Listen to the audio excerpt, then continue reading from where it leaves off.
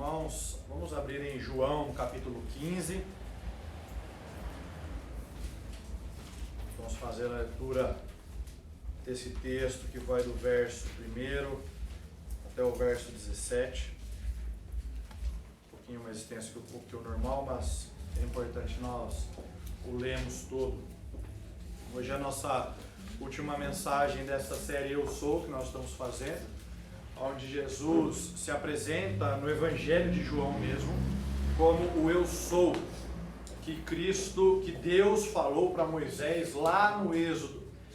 Então, Jesus se apresenta se revelando ser esse Deus que encarnou, aquele Deus que falou com Moisés no Êxodo, o Deus a respeito de quem o próprio Deus falava, dele mesmo. Jesus então encarna e se revela como sendo este Deus, como sendo este Eu Sou, que ficou como oculto, que ficou como uma incógnita durante toda a época, todas as eras, até chegar nos dias de Jesus.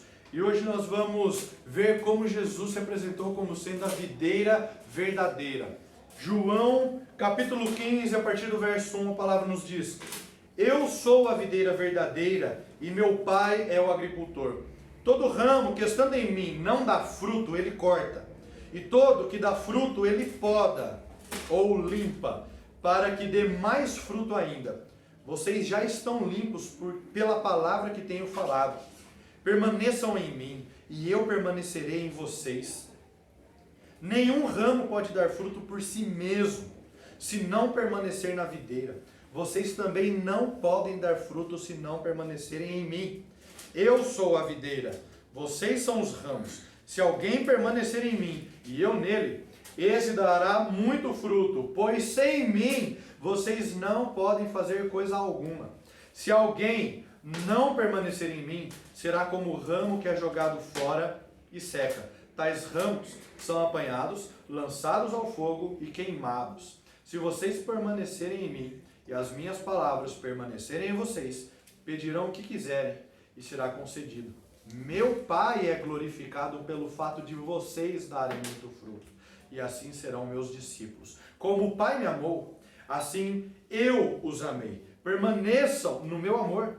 Se vocês obedecerem aos meus mandamentos, permanecerão no meu amor, assim como tenho obedecido aos mandamentos de meu Pai, e em seu amor permaneço. Tenho dito estas palavras para que a minha alegria esteja em vocês e a alegria de vocês seja completa. O meu mandamento é este: amem-se uns aos outros, como eu os amei. Ninguém tem maior amor do que aquele que dá a sua vida pelos seus amigos. Vocês serão meus amigos se fizerem o que eu ordeno. Já não os chamo servo, porque o servo não sabe o que o seu senhor faz. Em vez disso, eu os tenho chamado amigos, porque tudo o que ouvi de meu Pai, eu tornei conhecido a vocês. Vocês não me escolheram, mas eu os escolhi para irem e darem fruto, fruto que permaneça, a fim de que o Pai conceda a vocês o que pedirem em meu nome. Este é o meu mandamento: amem-se uns aos outros. Deus fala com as nossas vidas agora. Nós nos colocamos na tua presença agora, depois de louvar-te, de ler a tua palavra, depois de orar.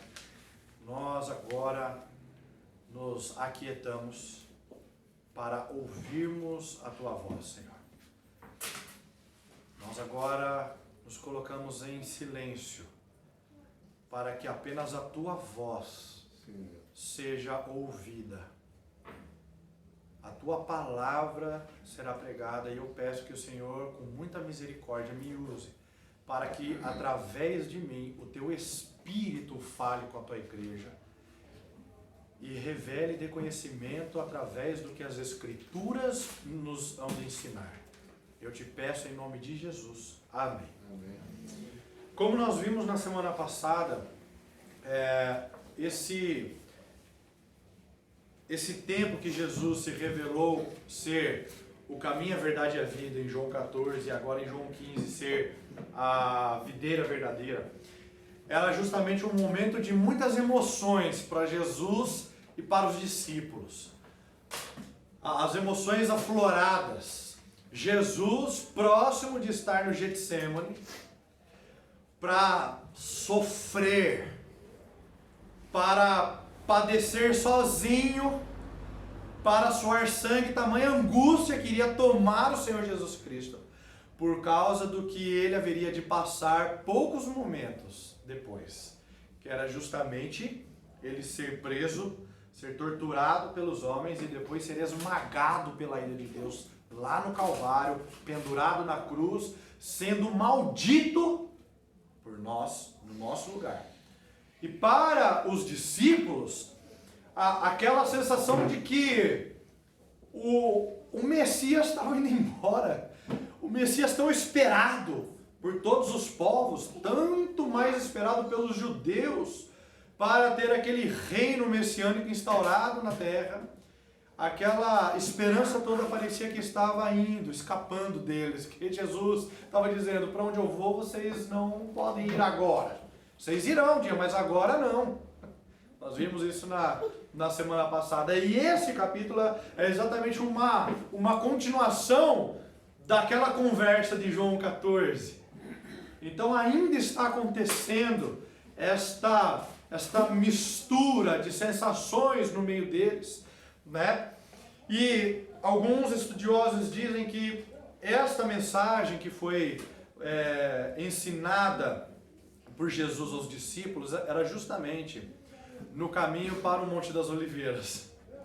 Era justamente esse trajeto, e que no meio do caminho o Senhor Jesus viu uma videira, e como era peculiar de Cristo usar objetos ou situações cotidianas, coisas do dia a dia, para poder ensinar aqueles que o ouviam, Jesus então usa esta videira como objeto de ensino para aqueles discípulos, né? Ele usava de situações comuns, ele partia de situações comuns que era de fácil compreensão dos discípulos, para ele poder chegar ao entendimento de verdades absolutas, de verdades maravilhosas, coisas que por muito tempo estavam ocultas e que não era de possível compreensão para o homem. Era necessário apenas que Deus revelasse aquilo que era difícil para o homem entender. E diante deles estava o Deus homem, podendo dizer quais eram estas maravilhas ocultas, né? Esse exemplo que Jesus usou da videira verdadeira, para nós hoje é uma coisa talvez um pouco incomum. Porque quando a gente fala de videira, nós remetemos a algo que é do campo. E para nós, né, para o nosso século, inclusive, o século 21, talvez seja um negócio um pouco estranho, esse negócio de videira, de campo, de área rural, né? Ainda que pelo menos os meus avós, ainda minha mãe cresceu no meio do campo, né? No meio da área rural, mas ainda é uma coisa incomum para nós, porque nós estamos acostumados com coisas que não são desse tipo, que não são desse feitio.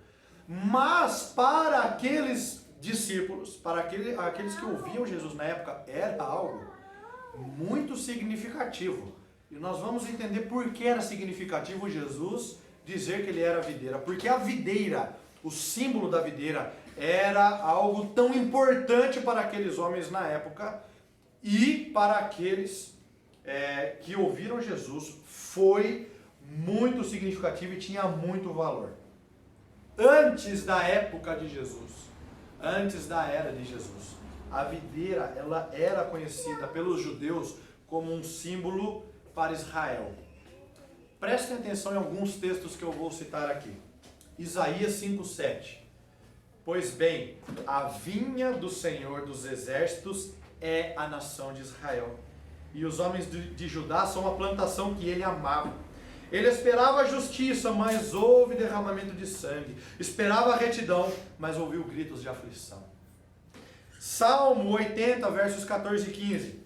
Volta-te para nós, ó Deus dos exércitos, dos altos céus, olha e vê. toma conta desta videira, da raiz que a tua mão direita plantou, do filho que para ti fizeste crescer. Olha só Jeremias 2:21.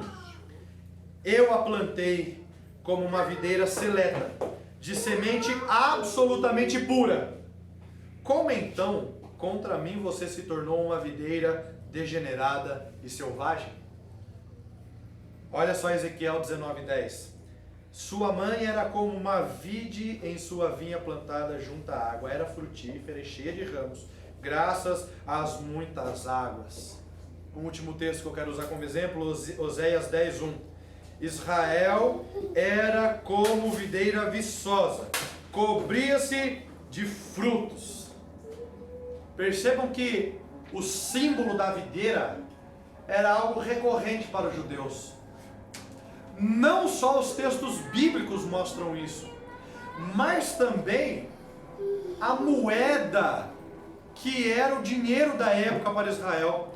Sabe qual era o símbolo cunhado na moeda? Uma videira.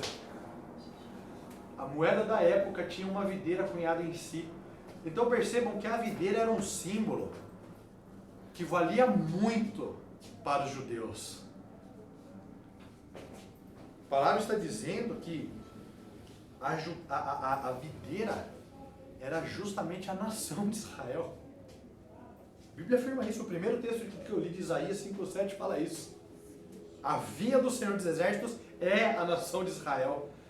Então olha só, quando Jesus estava dizendo que ele era a videira verdadeira, é como se os discípulos ali ouvindo estivessem pensando, mas se ele é a videira, então o que é a nação de Israel? Se a nação de Israel foi dita, foi colocada como sendo a videira que o próprio Deus dizia ser, como esse homem agora vem falar para nós que ele era a videira?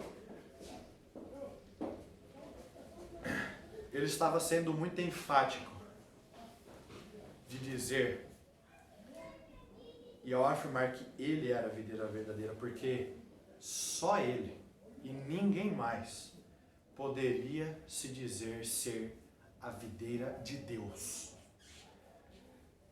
Como se Cristo estivesse dizendo que ele era o Israel de Deus colocado nessa terra, que era isso o que a videira simbolizava para os judeus.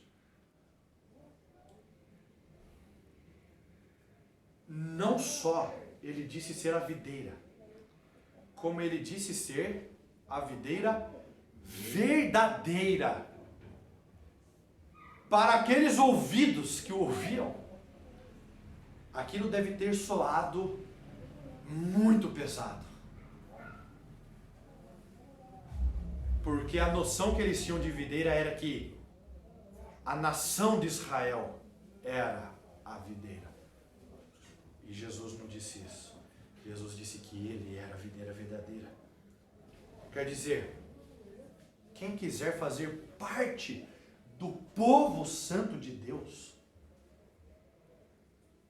deve fazer parte desta videira verdadeira, que é o próprio Cristo.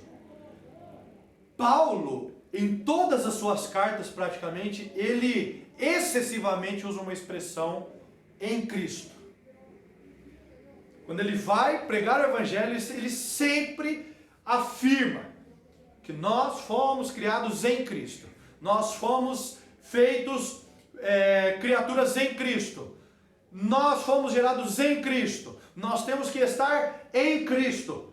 Em Cristo. Em Cristo. Em Cristo. Em Cristo. Excessivamente. Paulo diz em Cristo, para afirmar que o Evangelho verdadeiro que salva é aquele que coloca as pessoas em Cristo, que leva as pessoas para Cristo.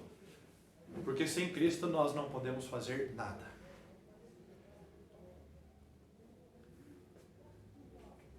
Então, se nós quisermos fazer parte do povo, nós temos que estar nesta videira. Não simplesmente acharmos que apenas aqueles que fazem parte da nação de Israel, judeus apenas, fazem parte do povo. Não. E eu já vou ler um texto daqui a pouco que comprova isso. Não só apenas judeus, mas também gentios. Nós somos gentios, nós não somos judeus. Nós somos gentios. E esta afirmação que Cristo fez de ser a videira verdadeira, justamente deve ter pesado para eles, meus amados. Porque Jesus estava querendo dizer que ele ser a videira verdadeira, então ele era a videira real. A única videira de confiança, digna de confiança. Demonstrando que a nação de Israel, então, era uma videira falsa. Porque se Cristo era a verdadeira, então aquela videira, a nação de Israel, não era a verdadeira. Porque você não pode ter duas verdades. Só existe uma verdade. E aí Cristo diz, eu sou a verdadeira videira. Não aquela que Deus lá no passado disse, até porque Deus disse que aquela videira lá no passado, que ele instituiu, aquela videira derramou sangue.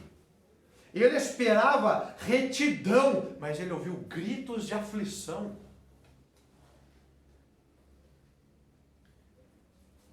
Israel era apenas uma sombra da videira que haveria de vir.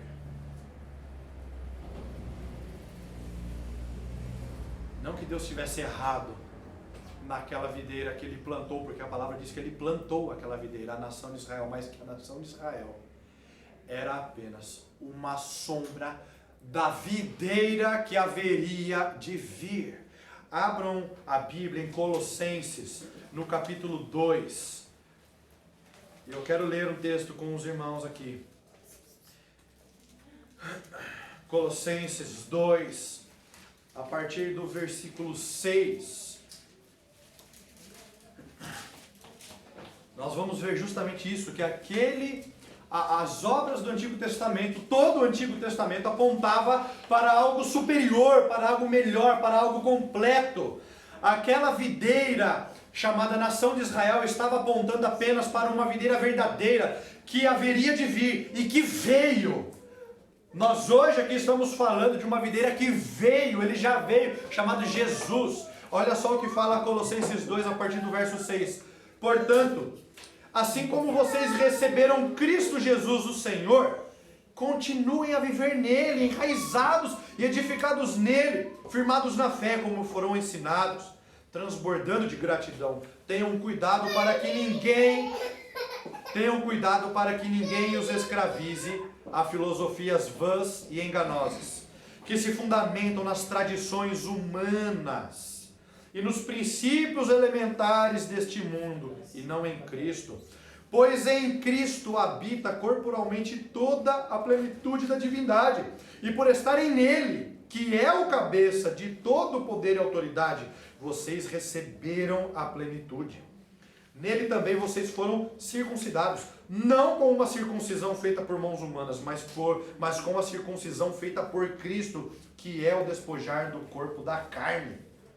Isso aconteceu quando vocês foram sepultados com ele no batismo, e com ele foram ressuscitados mediante a fé no poder de Deus, que o ressuscitou dentre os mortos. Quando vocês estavam mortos em pecados e na incircuncisão da sua carne, Deus os vivificou com Cristo. Ele nos perdoou todas as transgressões e cancelou a escrita de dívida que consistia em ordenanças e que nos era contrária. Ele a removeu pregando-a na cruz e, tendo despojado os poderes e as autoridades, fez deles um espetáculo público, triunfando sobre eles na cruz. Portanto, não permitam que ninguém os julgue pelo que vocês comem ou bebem, ou com relação a alguma festividade religiosa ou a celebração das luas novas ou dos dias de sábado. Essas coisas são sombras do que haveria de vir. A realidade, porém, encontra-se em Cristo.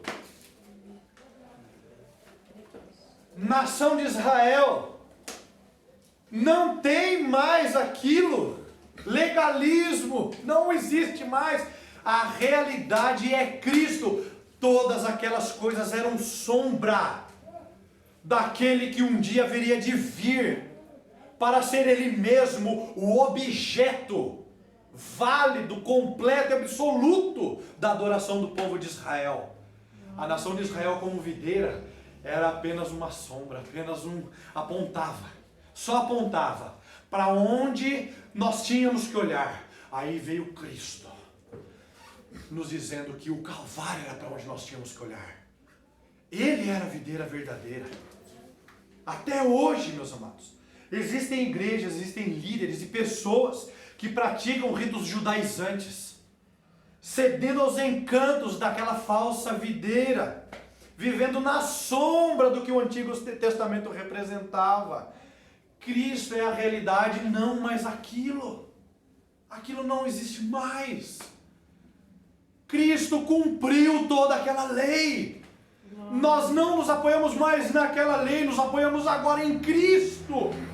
Ele cumpriu tudo, já não existe mais importância nas coisas que eram sombra do que haveria de vir, pois a luz já veio e não há mais sombra. Cristo iluminou todas essas coisas. A realidade já veio, Jesus já veio. Permanecer em tais práticas, sabe o que significa? Significa fazer de Jesus um mentiroso. Sabe o que significa permanecer em tais práticas? Significa tornar a vinda de Jesus desnecessária. Sabe o que significa? Significa que a obra vicária de Cristo, ela é insignificante.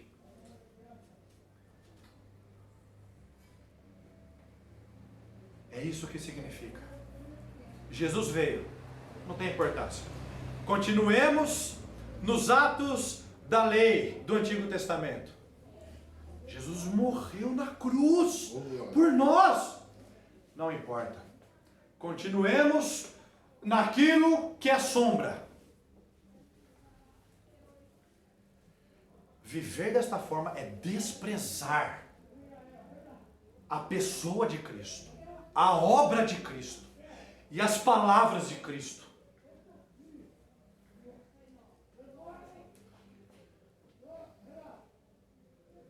Isso deveria nos preocupar, porque essas coisas acontecem hoje, ainda acontecem, e nós temos que estar firmados na palavra, para que pela palavra essas obras sejam quebradas. Sim. Porque Cristo, Ele é tudo em todos, a palavra nos ensina. Cristo é tudo em todos. Ele disse: eu sou a videira verdadeira. Aquela videira do Antigo Testamento não tem mais importância nenhuma. Eu a cumpri. Eu agora sou a única videira que tem validade. Se aquelas coisas do Antigo Testamento fossem válidas ainda hoje, meus irmãos, seria necessário nós virarmos judeus para sermos parte do povo de Deus. Isso seria uma impossibilidade. Você não tem como virar judeu, você não nasceu judeu. Quer dizer, é como se nós não pudéssemos mais fazer parte desse povo, mas nós podemos. Nós podemos. Sabe por que nós podemos fazer? Abre Romanos 3. Romanos capítulo 3. A partir do verso 21. Nós podemos fazer parte do povo de Deus. Sabe por quê? Porque nós não temos que estar ligados à nação de Israel. Nós temos que estar ligados à pessoa de Cristo. Olha só o que fala Romanos 3 a partir do verso 21. Mas agora se manifestou uma justiça que provém de Deus, independente da lei, da qual testemunham a lei e os profetas. Quer dizer, a lei e os profetas falam de uma justiça que vem de Deus, não do próprio homem. Verso 22. Justiça de Deus mediante a fé em Jesus Cristo para todos os que creem. Não há distinção, pois todos pecaram e destituídos estão da glória de Deus, sendo justificados gratuitamente por sua graça, por meio da redenção que há em Cristo Jesus. Deus o ofereceu como sacrifício para propiciação mediante a fé pelo seu sangue, demonstrando a sua justiça, a justiça que provém de Deus, Cristo. Em sua tolerância, havia deixado impunes os pecados anteriormente cometidos, mas no presente demonstrou a sua justiça, a fim de ser justo e justificador daquele que tem fé em Jesus. Onde está então o motivo de vanglória? É excluído. Baseado em que princípio? No da obediência à lei? Não, mas no princípio da fé. Pois sustentamos que o homem é justificado pela fé, independente da obediência à lei. Deus é Deus apenas dos judeus? Ele não é também o Deus dos gentios? Sim, dos gentios também, visto que existe um só Deus, que pela fé justificará os circuncisos e os incircuncisos. Então percebam que em Cristo, tanto judeus quanto gentios podem agora estar ligados a Deus pela obra do Senhor Jesus. Morreu apenas pelos gentios? Não. Sabe por quê? Porque não há distinção. Todos pecaram. Judeus e gentios pecaram. E esta justiça que provém de Deus, que Deus providenciou para salvar aqueles que creem no seu Filho, estes agora podem ser ligados à pessoa de Deus, podem fazer parte da videira. A videira verdadeira. E sendo parte dessa videira, Deus espera encontrar frutos nesses ramos. Nós somos ramos, é o que João está dizendo aqui.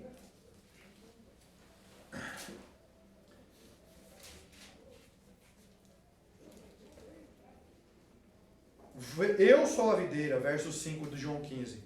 Vocês são os ramos. Jesus está dizendo que nós somos os ramos dele, a videira. Estando em Cristo, Deus, o Pai, espera que esses ramos deem frutos. Deus espera que nós demos frutos, meus irmãos. Nós vimos isso lá no Éden, quando o Senhor disse para Adão: agora você vai cuidar do Éden. Criei tudo. Agora eu estou colocando você como responsável. É o gerente da criação. Você vai cuidar de tudo. Deus esperava que ele cuidasse de tudo. Deus esperava isso. Fruto de obra.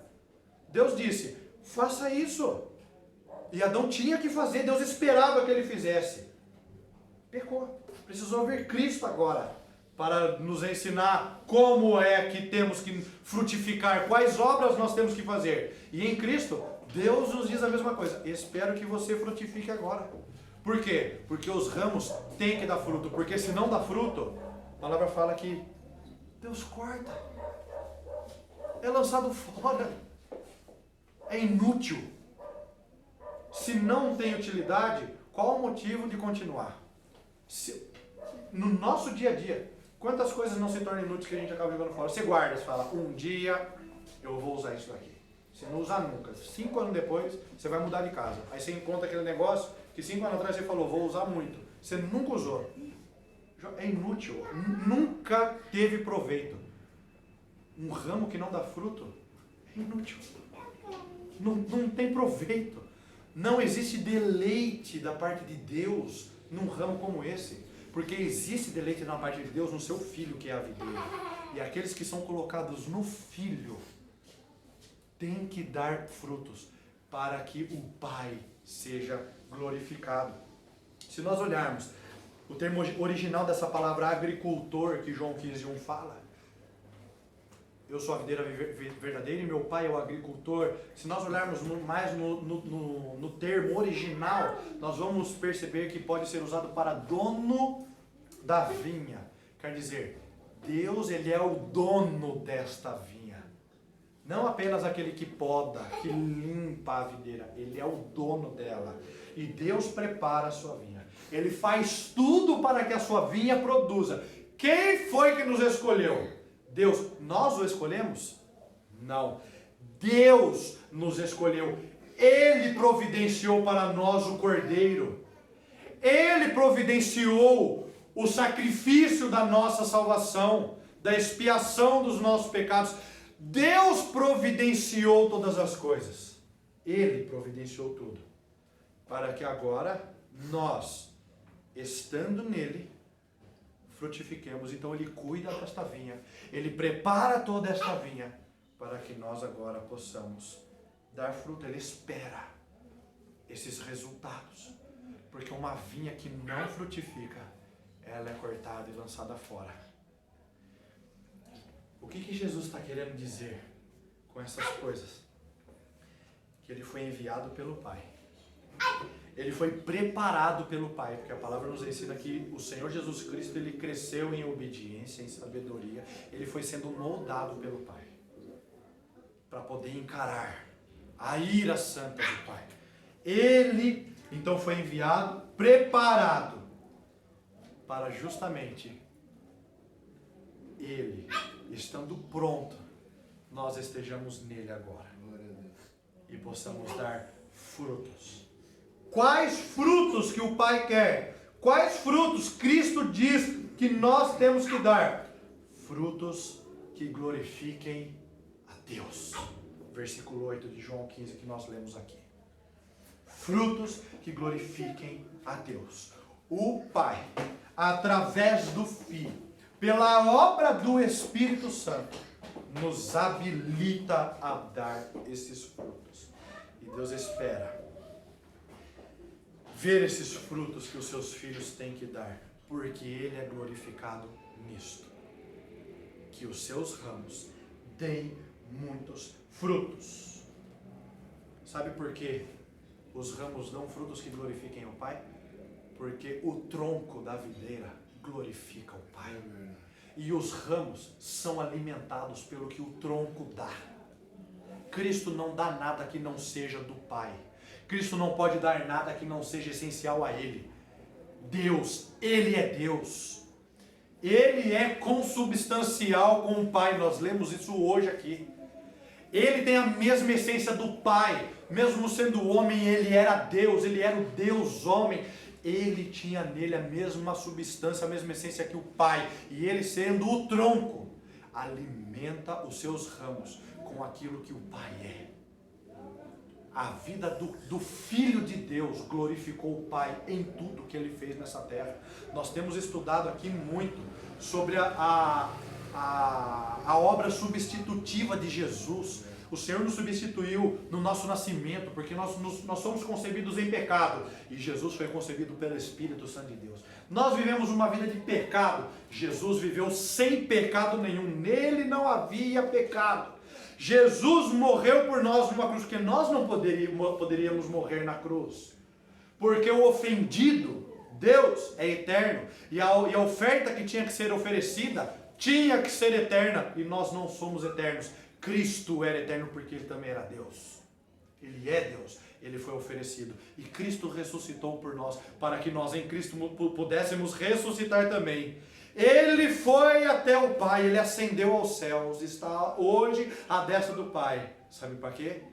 Para um dia Ele voltar e também poder nos levar. Ele fez todo o caminho que nós temos que percorrer, primeiro e sem pecado.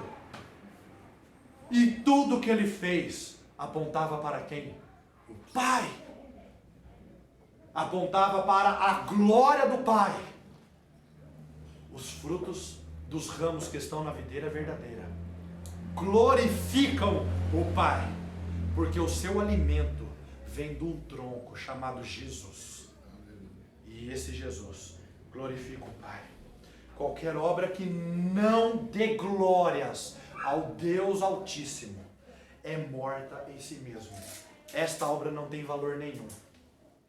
Nós temos que nos preocupar muito com os frutos que nós damos. Nós temos que nos perguntar todo dia, meus irmãos, Deus é glorificado pelo que nós fazemos? Deus é glorificado pelo que nós falamos? Deus é glorificado pelo nosso exemplo, pelo nosso testemunho, tanto na igreja como fora dela? O nosso amor a Deus É um exemplo para os que nos cercam, a ponto de nós sermos um forte apoio para os que estão fracos e necessitados.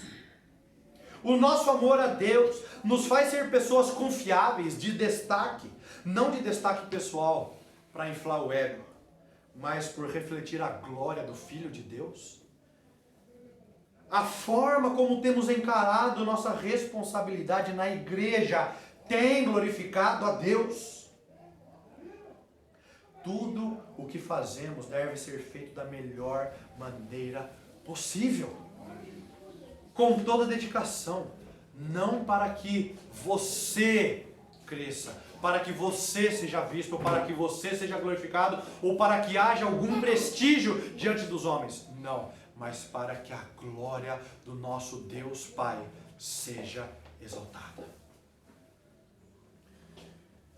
A vida cristã, que é uma vida de crescimento em santidade,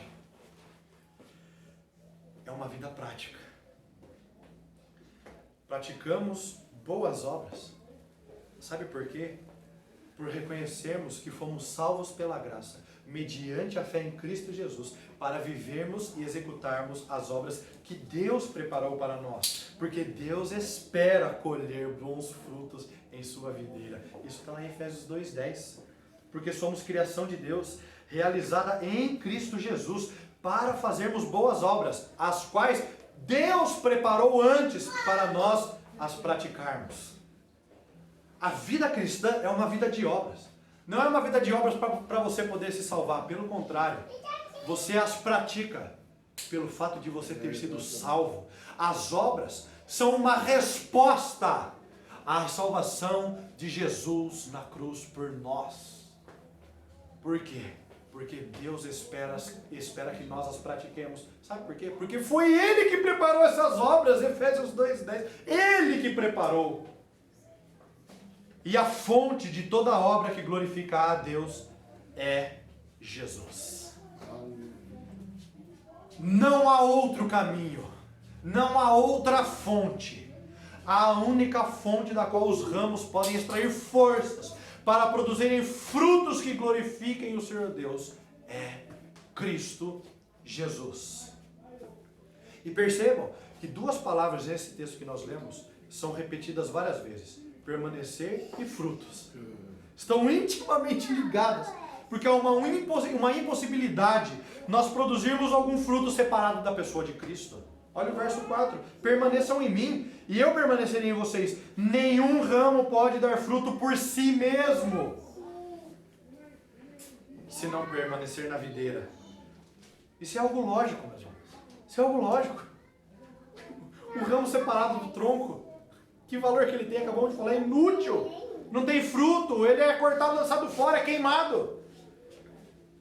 O que Jesus está querendo dizer é que da mesma forma como os ramos não podem frutificar separado do tronco, ninguém pode produzir obras cristãs se o alimento não vier de Cristo. Obra cristã vem de onde? De Cristo. Não quer dizer, meus amados, que a gente não possa praticar obras fora dele. Vou explicar, porque parece parece incompatível o que eu disse, agora eu vou explicar. Quando ele diz, sem mim vocês não podem fazer coisa alguma, não é que não podemos fazer alguma coisa fora dele, porque nós fazemos tantas obras, muitas pessoas, elas fazem muitas obras, e até às vezes boas obras aos olhos humanos. Fazem muitas coisas, separado de Jesus, pessoas que não conhecem Jesus. O ponto em questão que Jesus está tratando é da impossibilidade de se fazer alguma coisa sem Ele que glorifique a Deus. Quando nós vemos aqui que nós não podemos fazer nenhuma obra por nós mesmos, se nós não estivermos nessa videira, são obras que glorificam a Deus. O homem em si não faz nada do que é bom, mas movido pelo Espírito, através de Cristo, nós podemos fazer coisas que glorifiquem ao nosso Deus, o Pai. As obras que são feitas sem Cristo são apenas para a glória humana. É uma glória pessoal, passageira. As obras que glorificam a Deus têm o seu fundamento em Jesus e só em Jesus. Ele é a única fonte de vida, a única fonte de boas obras que agradam a Deus. Não existe outro meio de agradar ao Pai senão pelo Filho. Não existe outro caminho. Cristo, ele é a verdade absoluta. E quando ele disse que ele era a videira verdadeira, ele estava dizendo: eu sou a única videira que pode dar bons frutos.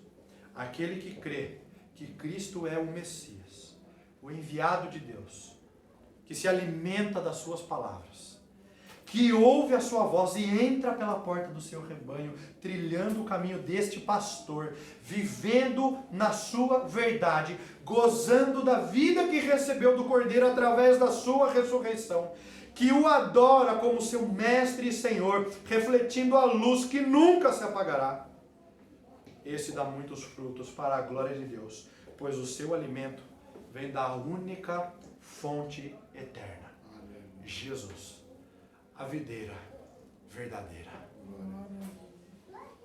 Senhor, nós te adoramos, porque o teu Filho é a videira verdadeira. Que palavras doces são aos nossos ouvidos essas palavras de Jesus, porque através dele nós podemos te adorar, através dele nós podemos te glorificar. Ele é o único que nos pode levar até ti, Senhor. Ele é o único caminho que nós podemos percorrer para chegar até ti. E Cristo é a única pessoa que nós podemos estar ligados para produzir frutos que o Senhor se agrade e aceite de nós. A nossa vida tem que estar apoiada em Cristo, para que quando o Senhor olhe para nós, não veja o nosso pecado, mas veja o seu próprio Filho. Para que o Senhor olhe para nós e contemple a vida, e contemple a alegria plena que existe em Jesus Cristo, para que nós sejamos aceitos pelo Senhor. Nós te adoramos, ó Deus. Nós rendemos glórias a Ti e pedimos que o Senhor nos ajude para que pelas nossas vidas, pelas nossas obras, o Senhor se agrade de nós. O Senhor seja glorificado através dos frutos que nós produzimos, através do Espírito Santo de Deus. Eu oro em nome de Jesus. Amém, Deus. Amém. Glória a Deus.